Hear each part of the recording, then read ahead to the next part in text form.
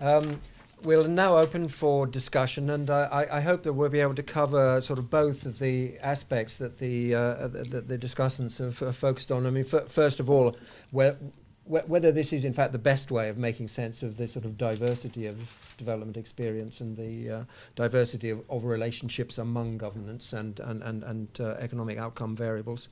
And also, on the other hand, the question of what the implications are for sort of ways of working in different contexts.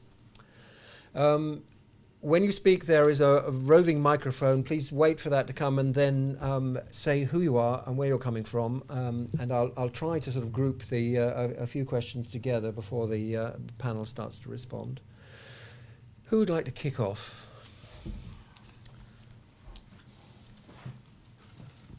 Thanks. My name's Phil Vernon from International Alert. I'd like to ask Brian, practically, when you come to speak again, could you imagine someone from the Chinese government, someone in the Ugandan government, and another of your choice, if they heard about this book, what would be the sort of, I think the problem really for all of us is wherever we sit, we think we have levers in front of us. And you certainly felt you had some when you were at the World Bank, and now you're in academia, so you're free to think without looking for a sort of platonic set of levers. But all politicians and all development leaders and practitioners think they've got levers. So what's the advice you would give to people who want to pull a lever and make some of these changes happen? And I'm particularly interested in your advice to people in political positions in government. What should they take from the book, these different people you mentioned? Imagine a couple of contexts and give a specific. Okay. Anything else on that question? What kind of advice flows from this for different sorts of developing country context? Don't be shy.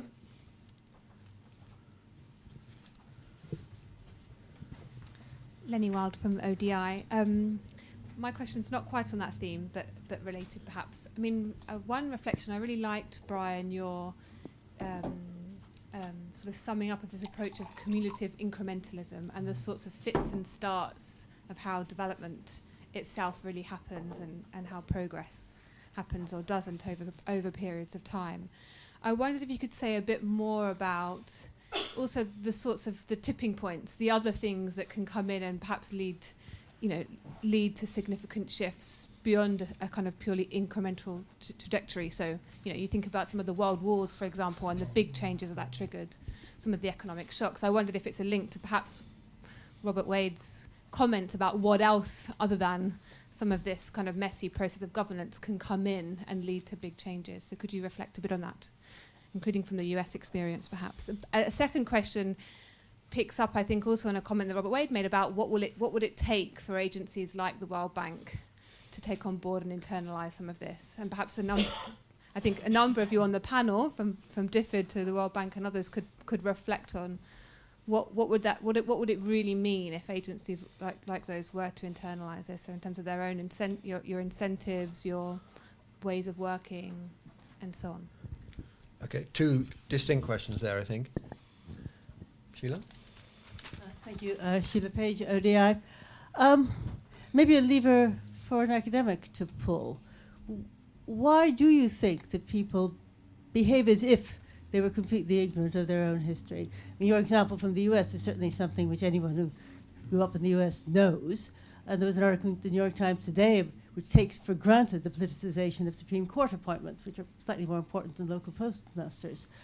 But this is not something that one sufficiently frequently sees carried over when one talks about how countries do develop, indeed how they behave even when they're supposed to be developed. Is there an education, or is it more of a use of education problem? So what lever can you make to have other people aware of what the US and the UK, where I think corruption in the purchase of armed forces commissions lasted till the 1860s, well past the reform of the civil service even. So. One more before we go to the panel.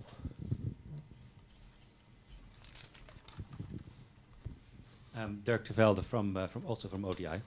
There are at least two panelists that were ex-World Bank staff, and in the past we've had another ex-World Bank staff remember he present something about how countries succeed, and it was Justin Lin about how you grow, and he would basically talk about some of the issues think about structures of the economy, and then there's a whole pathway you can follow in order to grow. He wouldn't mention or governance at all. In your talk, Brian, when you talk about governance, you don't mention economic structures or factor endowments or starting points or geography, and some of those issues about maybe they might also be deep fundamental determinants or drivers of growth. So I was wondering whether we can connect those two. Maybe it is the point of your talk about at the end when growth or inclusive growth and governance are connected. But I'd like you to say a little bit more about how we can connect. Maybe you with what Justin Lin has been saying, because he doesn't mention governance at all. Maybe there's something more that could be done. And I'm wondering what you think about his approach. Thank you. Brian, would you like to have a quick initial response? I mean, basically on the governance growth relationship and what the evidence really tells us on that, including responding to Robert's reservation, and then we'll come back to these sort of implications for ways of working in practical organisations. Okay, it's a lot, so let me just pick up some pieces. So, Robert, I think your theme around time horizon, at one level, absolutely yes, but I did consciously try to write the book from the frame of political and bureaucratic actors whose time horizons are going to be a decade, if that long. So my conscious effort in the book, even granted what you're saying, is if and Sue, you capture the spirit of what I try to do. If your goal is not to solve development problems, but to take actions now that mean that 5 or 10 years later, your platform for taking actions will be more attractive than the present one, what could you do? Now, it may be that we just want to keep busy, but that's irrelevant because the forces are deeper. But that is the frame and the spirit within which the book was written. So let me pick up on Justin Lin and also pick up something around the question that you asked a little bit earlier. One area of factor endowments which isn't explicit in the framework, but actually it lends itself quite easily to an addition, is the issue of natural resources and resource curse. I mean, it's fairly straightforward to think about and we know them rather well at this point, the dynamics and the hazards of resource curse stories in dominant settings, and we can even multiply it even more if you've got competitive settings where you're competing over a resource that is in some sense granted to whoever happens to have power independent of local political dynamics and accountability. So that's an easy one. I think there's another issue, though, which is a more salient and central one. So Justin's work essentially presupposes a developmental state.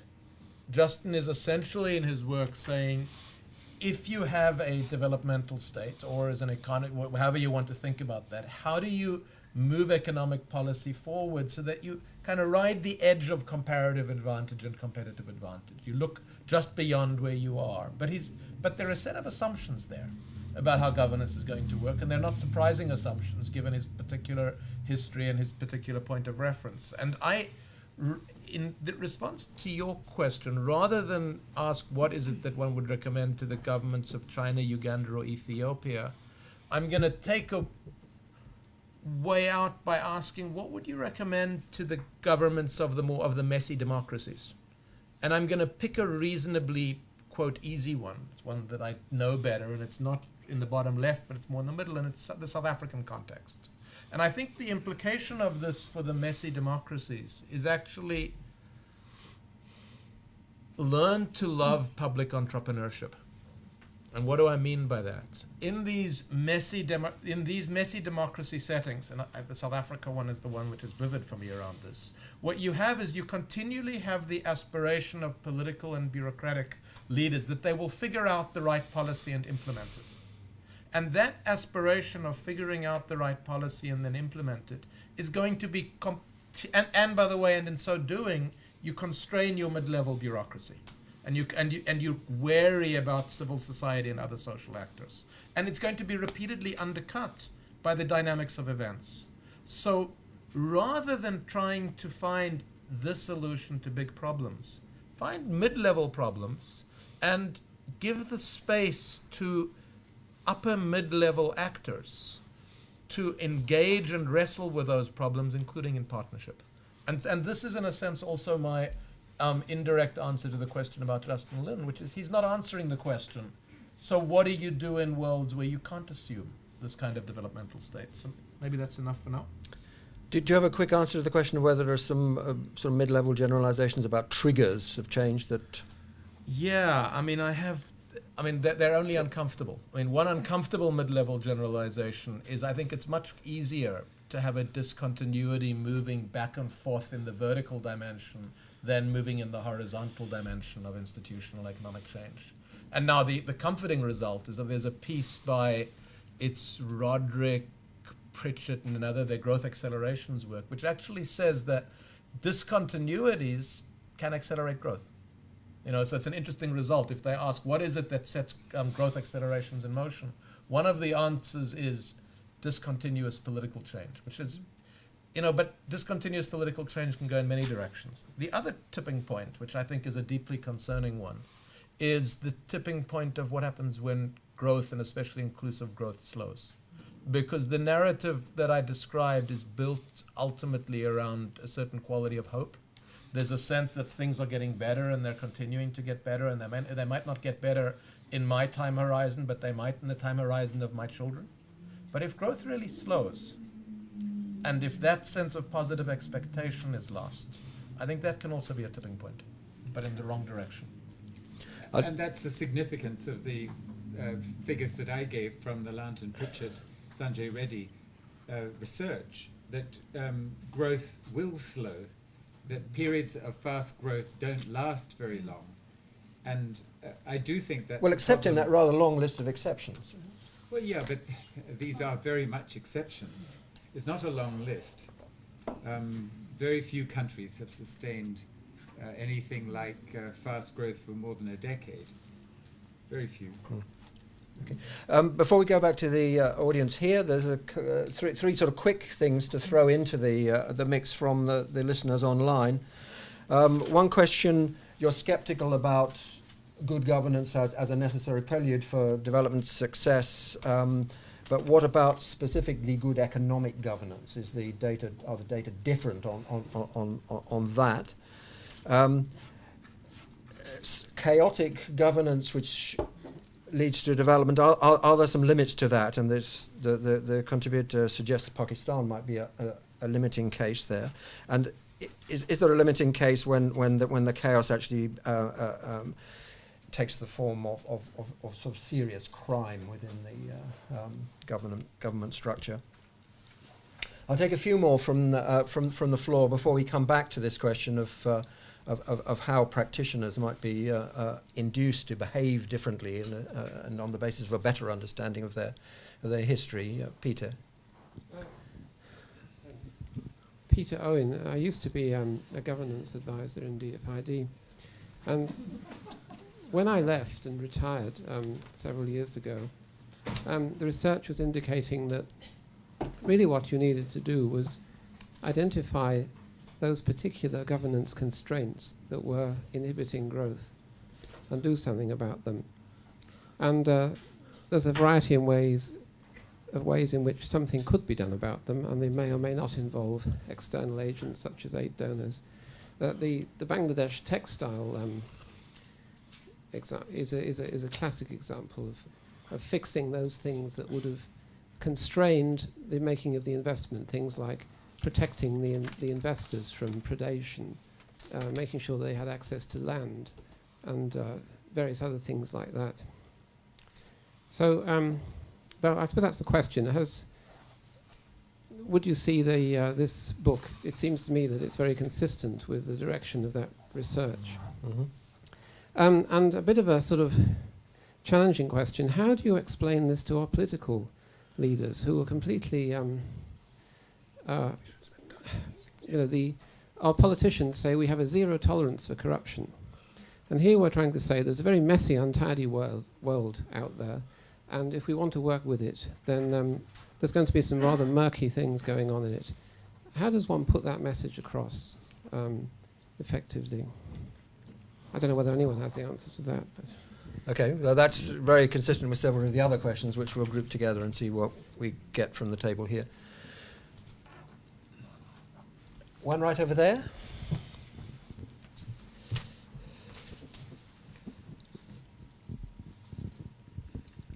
Hi, Ian Quick. I'm a consultant. I was struck by the practical implications that you mentioned. Time frame of a decade, role of public entrepreneurship, essentially substituting big problems for slightly smaller ones. If you open any textbook on mainstream policy studies, you'll find exactly this. So my question, I suppose, is what is the useful niche of the development profession, of development institutions here, given they do have a different set of incentives and resources, when the set of prescriptions or the set of consequences you're outlining seem to me like standard politics in any context. What is it that the development practitioner should take away from that that is different from someone working from within that system, a social reformer, a policy lobbyist who is native to those countries? One more, and then we'll perhaps discuss that whole group of questions. Okay, I mean, let's go straight to it. We have, what would it take for development organizations, international development organizations, to take on board the implications of this? Why do people behave as if they don't know their own history? And I think that's particularly the question about the politicians who lead countries like the UK and the United States. And isn't this all just mainstream public policy wisdom? Why does the development field seem to need to catch up with prevailing wisdom on that subject? Okay. Do you want me to start? Would you like to start? I think yes. And sure. So,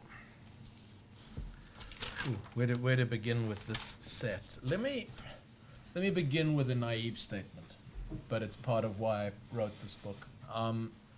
If you ask me, how are we going to change the discourse among aid organizations and political leaders? And Robert, I know you've been there before, so you're going to tell me why this is not going to help.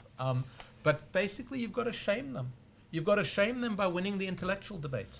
You've got to push the intellectual discourse in relation to best practice, such that when, I mean, I think that there's something, and I don't actually, I've determinedly tried to not write a cynical book about my colleagues, because I think most of my colleagues are doing the best they can and bringing good intentions and their best efforts as human beings into this. But I think part of, there's something very appealing about thinking you have a solution and offering it and grandstanding around it and being trained around it. And I'm also, by the way, I'm also trained as an economist. And as economists, we also tended to be, somehow our training in economics was figure out the best policy. And so I think that this element, and this, again, this is Don Quixote, if you like, but this element of tilting it dwindles, and we're all doing it. I mean, in some sense, all of us here have a particular angle of framing this, of trying to reframe an agenda in such a way that the ways in which this is framed by economists, by politicians, by aid professionals. I'm very intrigued at your comment where you said, isn't this just sort of common sense and the way that policy is made always and everywhere? Well, not in the world that I've been living in for the last 30 years. But that's the battle we need to win, and hopefully this is all helping. And not in, I mean, it's in the textbooks, but it's not in the practice of British public policy, I'm afraid. I mean, that's witness reform to National Health Service. Maybe I want to add one more thing, because I think it's something that's very hard. Because I think it's something else that's very hard around this. What we're trying to communicate is complexity. And we're trying to say, in a world that is complex, there are nonetheless glasses that are half full and that are hopeful. And it's not easy to do that. So I'm going to give you an example. And I think this is a challenge for all of us. The example of our participatory initiatives captured. So there are a lot of studies that are going to look at this and they're going to say, yes, they are captured. And why are they captured? They're captured because when you look at the nature of decision processes, you will discover that it's local elites that tend to be dominant. And if you look at the way in which resources are then distributed as a result of these, the distribution tends to be one where, notwithstanding that they're intended to be poverty projects, local elites get their share of those resources, or maybe even somewhat more than their share. But the question that I would ask, and it's a question for all of us, and I think it poses this, so what do we actually mean by capture? How much involvement by local elites in the decision process, and how much direction of the resources of what's intended to be an inclusive and an even a pro-poor initiative going to elites is too much? Now, I'm raising that because it's awkward and uncomfortable. But if we're talking about glasses half full and practical ways forward, we have to find ways of talking about that without retreating into cynicism. So let me stop there. Sue, can you help us at all with this question of the tendency of our leaders? I mean, the World Bank staff are one set of people who face a certain set of incentives, but as far as sort of bilateral development assistance programs are concerned, it's the politicians in our countries who are the problem. I mean, not the staff of DFID, for example. That's not the problem. It's the politicians. Well, that's my proposition. I mean, DFID is currently very much influenced by our Prime Minister's reading of Acemoglu and Robinson, which says basically there are sort of two routes to development, and one is represented by the Glorious Revolution of 1688, and that's a sort of liberal democratic, pro-capitalist, pro-market kind of orientation, which is what the rest of the world should be doing, and what China should be doing.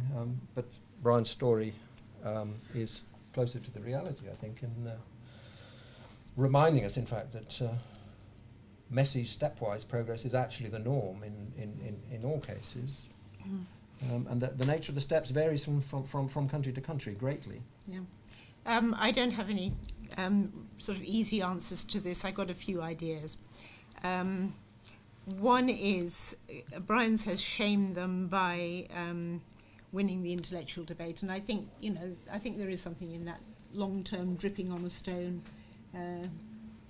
I also think ridicule, actually, works with politicians.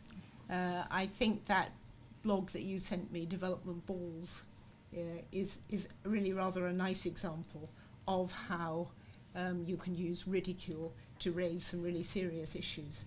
What was the title? The blog. The blog title is called Development Balls. Development Balls. Yes. Development Balls. It's worth a little look at it. But actually, I'm making a serious point. I think politicians do respond to ridicule. I think possibly pushback from developing countries themselves to some of this would be, something that one ought to hope for as the whole aid business really is changing and being challenged. By the BRICS. Well, but what the BRICS challenge today, other people may challenge tomorrow. And then perhaps go back to the point that was made over there about, isn't this all public, or ordinary good public policy making, which was exactly a point that David and I made in a paper we wrote 2 or 3 months ago. I actually think that might be something to say to a politician. Good policy making in your own country is complex and uncertain and involves a lot of trial and error. How could it be different somewhere else? Can I just pick up on Sheila's point about history? Because, I actually think that it's a major problem with the development business, that people don't know their own history and they don't know or care very much about the history of the countries they're working in. And I do remember saying when DFID decided it was going to abolish most of its chief advisors, rather crossly, because I was one of them. Actually, what DFID should be doing is hiring a chief historian and a chief psychologist. Robert, would you like to come back on any of the issues which have been raised, including the ones asked online? Are there some standard remedies on good economic governance which actually stand the test of the diversity of of history, even though other aspects of governance are clearly highly diverse. Actually, I don't want to say anything about that. I'll just underline one area that was signaled but not really followed up. And that is the concept of islands of excellence or pockets of effectiveness. The idea that in a country where there is a personalized rule, whether dominant or competitive, where the bureaucracy is a swamp, to put it crudely, there are examples of islands of excellence, that is, very effectively run agencies. And the question then is, if you were to take a whole set of these cases of islands of excellencies, what characteristics in terms of their organization, in terms of how the CEO or the head of the agency is selected, what is the relationship between the head and the head of government, for example, what is the nature of their tie? There are a whole set of questions that arise and that have actually been the subject of, to my knowledge, very little research. It's a nice phrase. Everybody can nod their head. Yes, we need to create islands of excellence. But the question is how to do it. And the way to answer that question would be to do research on actual cases.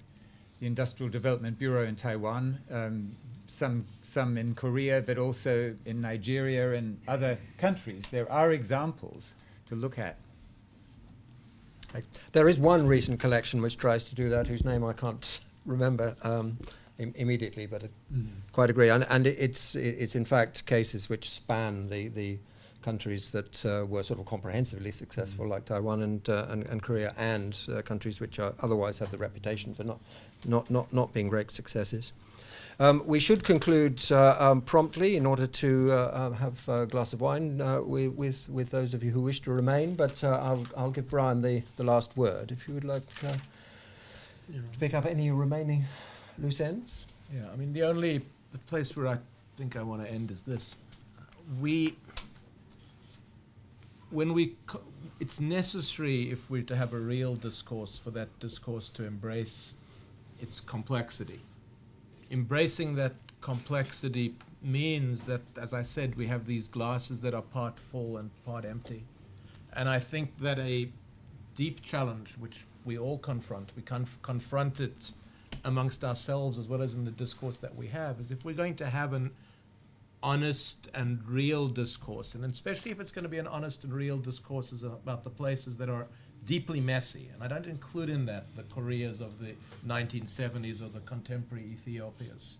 We have to figure out how to talk about those and talk about their challenges and their difficulties and the ways forward, that nonetheless also has what Albert Hirschman titled one of his books as, and that's, I think, critical for us, a bias for hope, and how to manage a willingness of letting go of easy solutions while sustaining a bias for hope is, I think, a large challenge. So, thank you very much, Brian.